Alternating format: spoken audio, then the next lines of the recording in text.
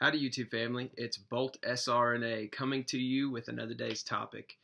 Today I wanted to talk about something that I've gotten a few comments on YouTube about and some emails and stuff from different people who are hoping to get into the field. They're asking me what is the benefit of having a doctorate in nursing practice or a DNAP, which is a doctorate of nursing anesthesia practice, versus being an MSN, which is previously what the CRNA degree was an MSN, Masters of Science in Nursing. So they're asking me, what's the benefit? Why should we go for a year extra in schooling? Why should we pay a little bit extra in tuition? What is the reasoning behind this new ruling that's stating that by year 2021, all programs admitting new students in have to be doctorate level instead of master's level? So we're going to discuss a little bit of the nuances of that today and why that is an important thing for the future of healthcare. Essentially what it boils down to is our big competitors in the field that do the similar job that we do that can also be hired in place of us is going to be your anesthesiologist. So CRNAs and anesthesiologists, for those of you who don't know, they do the same job. They are skilled and licensed to do the exact same procedures, the exact same anesthesia types. They are trained, and evidence shows that they have outcomes that are very similar. So they're your big competitors, and also your big competitors with legal things and political things, laws that are being passed, things that may restrict CRNAs or give CRNAs more autonomy. The big opposing force to all the movement and change for CRNAs are your MDAs, which is a medical doctor, anesthesiologist. So we work together, in a regular clinical setting, and things are very cordial in your normal clinical setting. But when it comes to political things, if you look up different things that go on politically, you'll see that they're always on opposing sides of each other, and the anesthesiologists are always working to usually keep the CRNAs from having too much autonomy, and it makes sense. I mean, I would do the same thing if I was an MDA, because I went to medical school and I did a 4-year residency as an anesthesiologist, and I have a lot of student debt, and I want to maintain my job and career. So it benefits me as an anesthesiologist to keep the CRNAs in a certain level of dependency on the anesthesiologist, so that they don't get too independent, because then they may take over your job as an anesthesiologist fully. We already provide 70% of anesthesia delivered in the United States as CRNAs, so we already have taken over the majority of the field in the sense of anesthesia provided safely to Americans. But still, they don't want it to keep getting more and more and more until they're completely edged out. So they work politically to keep certain laws and stuff in place so that CRNAs don't get too far in their autonomy. Well, the reason that the doctor is important is the AANA and the other governing agencies feel like if you have a higher degree and you have a doctorate in something, it shows that you are willing as a CRNA to put forth the educational time and energy to better yourself, to know more, to go into debt even more, which means you're putting more stakes in your career field, to spend more time doing clinical practice and spend more time doing academic and didactic training. So if you are willing to do that, then it kind of gives you more of a bargaining power politically, so you may be able to have more autonomy in the future. That's what they're hoping for with this.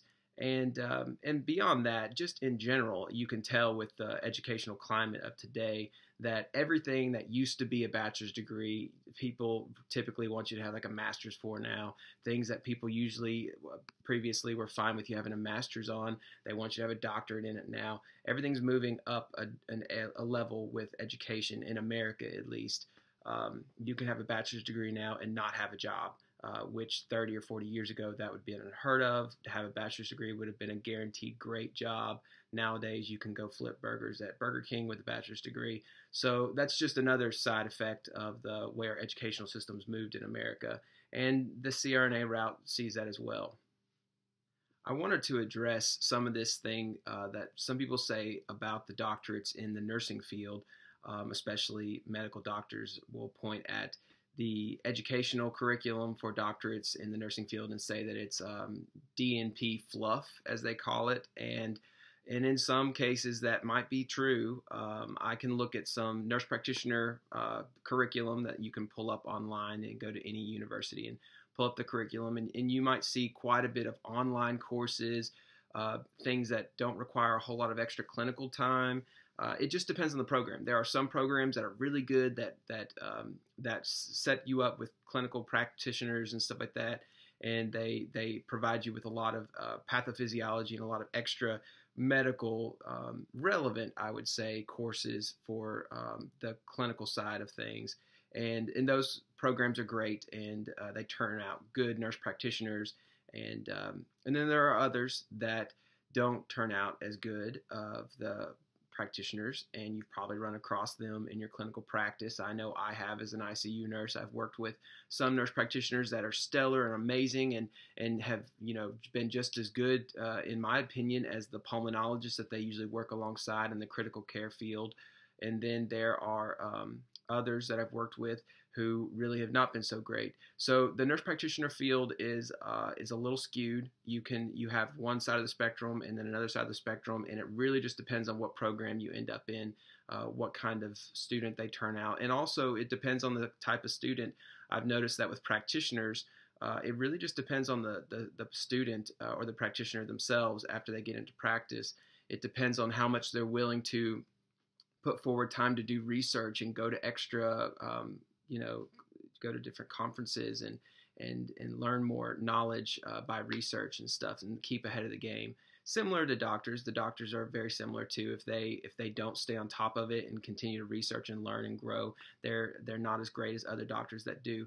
It's that way with the nurse practitioners, but I think nurse practitioners are a little bit disabled because their educational time is not as long as medical doctors or internal medicine doctors. So it's put a little bit more on them to do independent study, independent research, and in practice to learn a lot.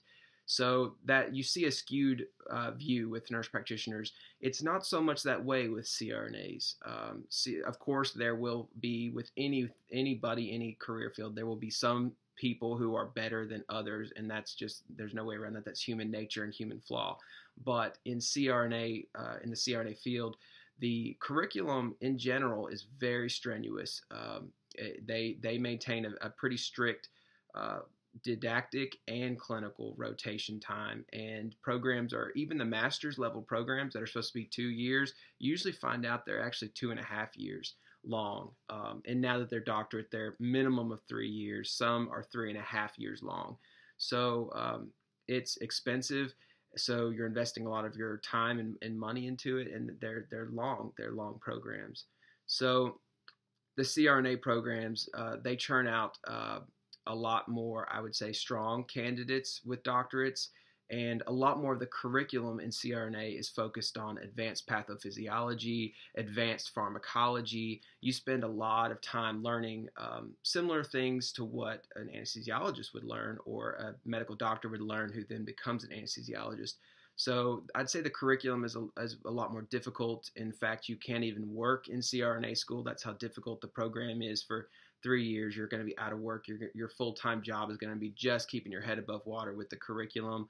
Whereas if you look at nurse practitioners, I have personal friends that are nurse practitioners and are in nurse practitioner programs, and a lot of them work full-time jobs and maintain full-time jobs and stay a full-time student and make A's in their coursework. So a lot of what they do as nurse practitioners can be considered, some people call it fluff. It's really, it's lots of research. It's lots of paper writing. It's kind of like stamina building courses almost.